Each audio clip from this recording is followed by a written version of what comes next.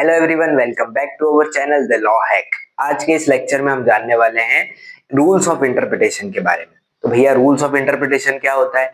हमने पुराने वीडियोस में क्या देख लिया था कि भैया एक्सटर्नल और इंटरनल एड्स टू इंटरप्रिटेशन क्या होता है। तो एड्स टू इंटरप्रिटेशन क्या काम करते हैं? हेल्प करने का काम करते हैं। किस चीज में? इंटरप्रेट करने में। अब इंटरप्रिटेशन क्या होता है ये बताने की तो जरूरत है नहीं, क्योंकि अगर यहाँ तक हम लोग पहुंच चुके हैं तो इंटरप्रिटेशन का मीनिंग तो आप लोगों को पता ही होगा। अब रूल्स ऑफ इंटरप्रिटेशन क्या होता है? ये प्रिंसिपल्स और वेज बताते हैं कि किन प्रिंसिपल्स को ध्यान में रखते हुए हमको इंटरप्रिटेशन करना है या किस वे में हमको इंटरप्रेट करना है। तो ये क्या बताते हैं? रूल्स ऑफ इंटरप्रिटेशन बताते हैं। अब इंटरप्रिटेशन का काम किसका होता है भैया? जुडिशरी का काम होता है। तो हम लोगों को भी इंटरप्रिटेशन अगर करना है तो हमारी भी बात होगी, और जुडिशरी को इंटरप्रिटेशन करना है तो जुडिशरी इंटरप्रिटेशन करने में किन रूल्स को अप्लाई करेगी, किन रूल्स को इस्तेमाल करेगी, वो हमको समझने हैं। अब ये जो रूल्स ऑफ इंटरप्रिटेशन होता है ये दो कैटेगरीज में डिवाइड है। कौन से दो कैटेगरीज होती है? एक जनरल कैटेगरी में डिवाइड होता है और एक होता है सब्सिडरी कैटेगरी। जनरल कैटेगरी में कौन कौन से रूल्स आ जाते हैं? जो मेजर रूल्स है, जो बहुत मतलब इफेक्टिवली जिनको ज्यादा यूज किया जाता है, जो मेजर रूल्स होते हैं इंटरप्रिटेशन के, वो कौन से होते हैं? जनरल कैटेगरी में यूज होते हैं। वो कौन कौन से हैं? वो होता है लिटरल रूल, ग्रामेटिकल रूल जिसको हम बोलते हैं गोल्डन रूल, और मिसचिफ रूल जिसको हेडेंस रूल भी बोलते हैं, और फोर्थ आता है हार्मोनियस कंस्ट्रक्शन। तो ये चारों कौन से हो जाते हैं? मेजर कैटेगरी हो जाती है। इसके अलावा एक सब्सिडरी कैटेगरी के रूल्स भी होते हैं, उसके लिए सेपरेट अलग से वीडियो आपको मिल जाएगा। अपन देखते हैं पहले कि जनरल रूल्स कौन कौन से होते हैं, जनरल वाली कैटेगरी में कौन से रूल्स आते हैं। तो उसमें फर्स्ट आता है लिटरल रूल। लिटरल रूल को हम क्या बोलते हैं? प्लेन मीनिंग रूल भी बोलते हैं। क्यों बोलते हैं ऐसा? क्योंकि भैया नाम से समझ में आ रहा है लिटरल मतलब क्या? लिटरल और एक्चुअल सेंस में जो मीनिंग निकल रहा है, सिंपल सी बात है, एक्स्ट्रा कुछ अपना जोड़ना घटाना नहीं करना है।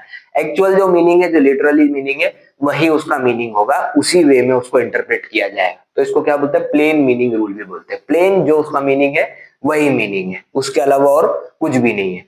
ठीक है, फर्स्ट पॉइंट क्या जाता है? It is known as grammatical और लॉजिकल रूल। लॉजिकल रूल मतलब क्या? सिंपल लॉजिक लगाया, जो मीनिंग निकला, बात खत्म हो गई। ग्रामेटिकल मतलब ग्रामर में उसका क्या मीनिंग है, वर्ड का, सेंटेंस का, वो मीनिंग निकाला, बात खत्म हो गई, एक्स्ट्रा अपना दिमाग नहीं लगाना है। फिर है to take word to word meaning of the provisions. To take word to word meaning of the provision का क्या मतलब है? वर्ड टू वर्ड, यानी कि एज इट इज। इस वर्ड के बाद ये वर्ड है, इन दोनों वर्ड का क्या मीनिंग निकला? As it is. इस सेंटेंस का पूरा क्या मीनिंग निकला? As it is. बस वो मीनिंग आपको अप्लाई कर देना है, वो मीनिंग इंटरप्रेट कर लेना है। ठीक है, of the provision in order to give the word natural meaning और ऑर्डिनरी मीनिंग। क्या? Natural meaning. नेचुरल मीनिंग मतलब क्या? उस लैंग्वेज में, जैसे इंग्लिश लैंग्वेज में कुछ स्टैट्यूट बना हुआ है, कुछ लॉ बना हुआ है, तो इंग्लिश लैंग्वेज में उस पर्टिकुलर वर्ड का, उस सेंटेंस का क्या मीनिंग निकलता है, वो क्या हो जाएगा? नेचुरल मीनिंग हो जाएगा। तो नेचुरल मीनिंग उसको अपन दे रहे हैं, वो क्या हो जाएगा? लिटरल रूल हो जाएगा। The word must be interpreted in their ordinary grammatical sense unless there be something in context. सिर्फ आपको क्या करना है? वर्ड को इंटरप्रेट करना है ऑर्डिनरी ग्रामेटिकल सेंस में। सिर्फ उसका ऑर्डिनरी ग्रामेटिकल सेंस में इंटरप्रिटेशन अपन करेंगे तब तक, जब तक हमको कुछ भी कॉन्टेक्स्ट में नहीं दिया गया है। अगर कॉन्टेक्स्ट में कुछ ऐसी बात बोली गई है कि हमको कुछ पर्टिकुलर सेंटेंस को या कुछ पर्टिकुलर वर्ड को इस पर्टिकुलर कॉन्टेक्स्ट में समझना है, कॉन्टेक्स्ट आपको स्टैट्यूट में बता दिया गया है, तो क्या होगा? फिर उस कॉन्टेक्स्ट को ध्यान में रखा जाएगा। उसका लिटरल मीनिंग तो हम छोड़ देंगे, कॉन्टेक्स्ट को देखेंगे कि किस कॉन्टेक्स्ट में दिया है। अगर कॉन्टेक्स्ट वहां पर नहीं दिया गया है तो क्या करेंगे हम? उसको इंटरप्रिटेशन कैसे करेंगे? ऑर्डिनरी ग्रामेटिकल सेंस में ही उसका इंटरप्रिटेशन करेंगे। फोर्थ पॉइंट आ जाता है अ जज, जुडिशरी और कोर्ट। यही लोग इंटरप्रिटेशन करते हैं, हम लोग भी करते हैं, जो भी लॉ के स्टूडेंट्स हैं वो भी इंटरप्रिटेशन करते हैं, क्योंकि भैया बैरक तो आप लोग भी रीड करते हो। अगर आप लोग रीड कर रहे हो तो इंटरप्रिटेशन तो आप लोग भी करते हो। लेकिन जो इंटरप्रिटेशन का काम है, जो फंक्शन है, वो किसका है? जुडिशरी का है। तो अ जज, जुडिशरी और a court should not go beyond the word. Literal rule में क्या है? ये सारे रूल की बात नहीं कर रहे, सिर्फ लिटरल रूल की बात कर रहे हैं। तो इसमें क्या करेगी जो जुडिशरी है, वो क्या करेगी? Should not go beyond the word. Beyond the word से मतलब क्या है? कि उस वर्ड का जो स्कोप है, कि इस वर्ड के एम्बेड में क्या क्या चीजें आएगी, उसका जो स्कोप है सिर्फ उतना ही, वहां तक, उस लिमिट तक ही जुडिशरी जाएगी। उसके बाहर जाकर के कुछ एक्स्ट्रा उसमें एडिशनल कुछ मॉडिफिकेशन या कुछ ऐसा नहीं करेगी। ठीक है, फिर आता है ये जो लिटरल रूल है, ये एक मैक्सिम के ऊपर बेस्ड है। कौन सा? इट स्क्रिप्टम एस्ट। इसका क्या मतलब होता है? As the words are mean, मतलब जिसका जो वर्ड का मीनिंग, बस उतना ही, मतलब उसका आगे कुछ नहीं। जो मीनिंग निकल रहा है वो मीनिंग है, कुछ दिमाग नहीं लगाना, कुछ जोड़ना नहीं, कुछ घटाना नहीं। ठीक है, ये क्या है? लिटरल रूल एक safest guide to know the intention of legislature. अब हमने देखा था कि इंटरप्रिटेशन करते टाइम इंटेंशन भी ध्यान में रखना है, लेजिस्लेचर का इंटेंशन क्या है लॉ बनाने के पीछे का। तो जो लिटरल रूल है ये क्या है, सेफेस्ट गाइड है, क्या किस चीज को जानने के लिए, लेजिस्लेचर के इंटेंशन को जानने के लिए।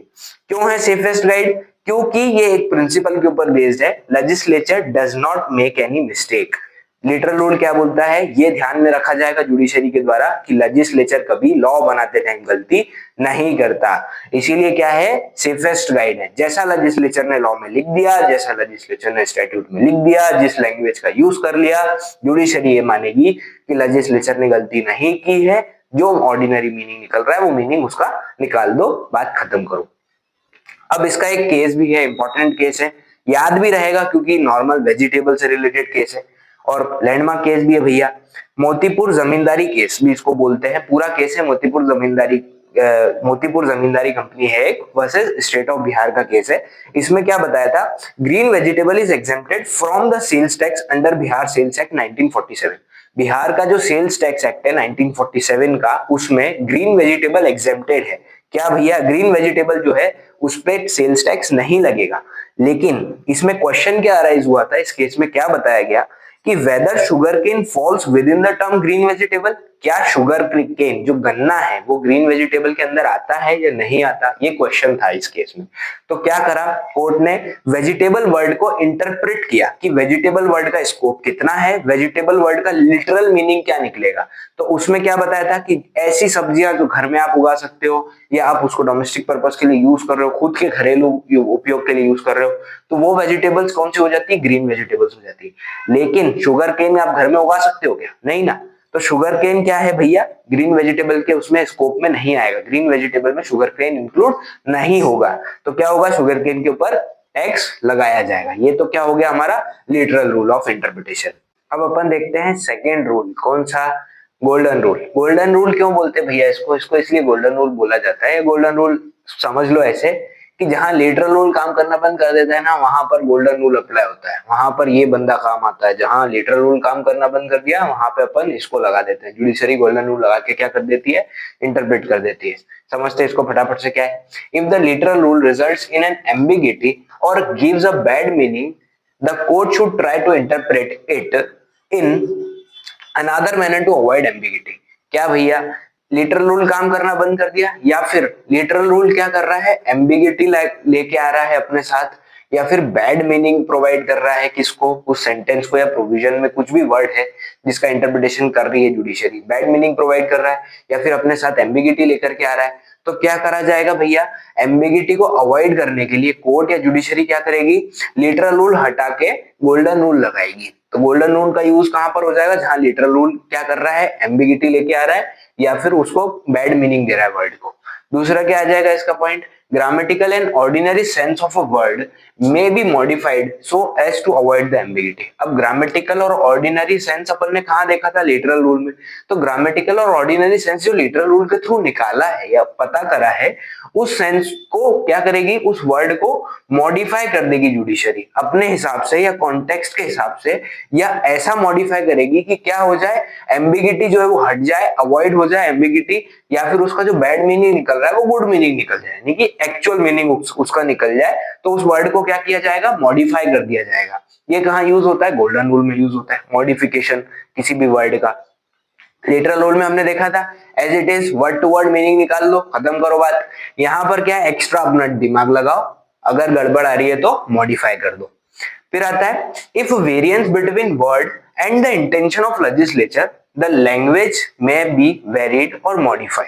क्या भैया, वेरिएंस मतलब क्या, ऊपर नीचे कुछ हो रहा है अगर वर्ड में, या फिर इंटेंशन ऑफ लेजिस्लेचर, जो वर्ड यूज किया गया है स्टैट्यूट में या प्रोविजन में, वो वर्ड का मीनिंग कुछ और निकल रहा है और लेजिस्लेचर का इंटेंशन कुछ और था, तो क्या होगा, उन दोनों के बीच में गड़बड़ चल रहा है या थोड़ा सा ऊपर नीचे हो रहा है, तो क्या किया जाएगा भैया, उसकी स्टैट्यूट की लैंग्वेज को या तो मॉडिफाई किया जाएगा या वेरी किया जाएगा, या तो कुछ और तरीके से उसको लिखा जाएगा, या फिर उसी लैंग्वेज को, उसी वर्ड को जुडिशरी क्या कर देगी, मॉडिफाई कर देगी। तो ये कहां पर सीधी सच्ची बात है, लिटरल रूल और गोल्डन रूल लगभग एक जैसे होते हैं, लेकिन लिटरल रूल में जो बताया है, जितना स्कोप दिया है वर्ड का, सिर्फ उतना सोचा जाएगा, उतना इंटरप्रेट किया जाएगा।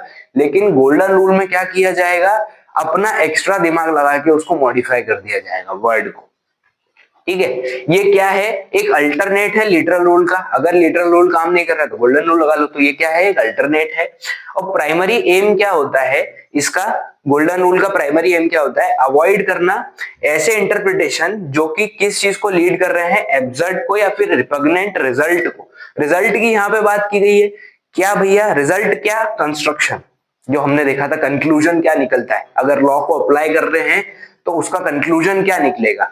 तो ऐसा रिजल्ट अगर रिपग्नेंट निकल रहा है या फिर एब्सर्ड हो रहा है, यानी कि क्या रिपग्नेंट और एब्सर्ड मतलब, रिपग्नेंट मतलब गलत निकल रहा है, रॉन्ग निकल रहा है, एब्सर्ड मतलब अनरीजनेबल निकल रहा है, जो आप उसका रिजल्ट निकालना चाहते हो वो नहीं निकल रहा है, रीजनेबल रिजल्ट नहीं निकल रहा है, अनरीजनेबल निकल रहा है। तो ऐसा रिजल्ट को क्या कर रहा है, उसको दूर करना है, उसको हटाना है, उसको अवॉइड करना है। तो ये क्या होता है, गोल्डन रूल का प्राइमरी एम होता है। लास्ट इसका एक डिसएडवांटेज भी होता है, क्या भैया, कि मे गिव जज टू मच डिस्क्रिशन। अब भैया गोल्डन रूल क्या बोलता है, लिटरल रूल तो ये बोलता है, उसमें अपन ने देखा था लिटरल रूल में कि लिटरल रूल ये बोलता है कि जुडिशरी काम तो करेगी, लेकिन लेजिस्लेचर का ये चीज ध्यान में रखेगी, जुडिशरी क्या चीज ध्यान में रखेगी कि लेजिस्लेचर कभी गलती नहीं करेगा लॉ बनाते टाइम, लेजिस्लेचर जो है वो करेक्ट है, वो अपनी जगह ठीक है।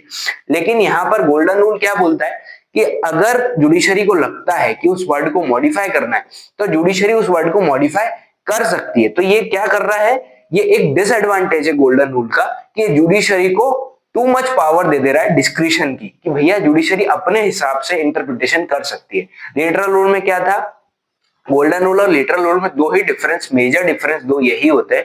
पहला तो ये कि लिटरल रूल में सीधी सच्ची बात बोल दी गई है कि जो वर्ड दिया है, जो स्कोप है उसका, जितना उस वर्ड का स्कोप आ रहा है उतने में ही जुडिशरी इंटरप्रेट करेगी। गोल्डन रूल में क्या बोल दिया, उस वर्ड को जरूरत पड़ने पर जुडिशरी मॉडिफाई कर सकती है। पहला डिफरेंस ये हो गया।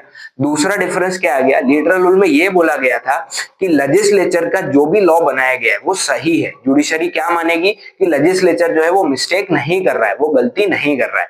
लेकिन गोल्डन रूल में क्या हो जाएगा, गोल्डन रूल में ये हो जाएगा कि जुडिशरी के पास पावर है उसको अपने हिसाब से चेंज करने का, अपने हिसाब से मॉडिफाई करने का। तो ये क्या कर रहा है, यहाँ पर जुडिशरी को पावर ज्यादा दे दे रहा है, कौन, गोल्डन रूल।